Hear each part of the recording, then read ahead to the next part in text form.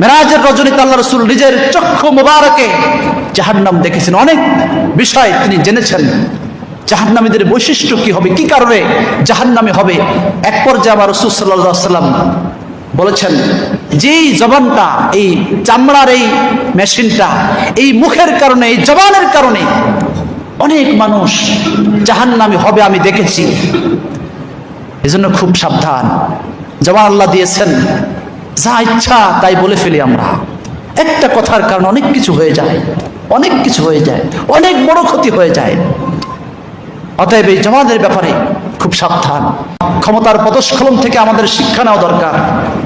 আমরা যদি ভুলে যাই, ভুলে গিয়ে যদি একই পথে হাঁটি, একইভাবে গণমানুষের উপরে জুলুম করি, আবার কিন্তু ওই আঘাত আমাদের উপরে ফিরে আসবে।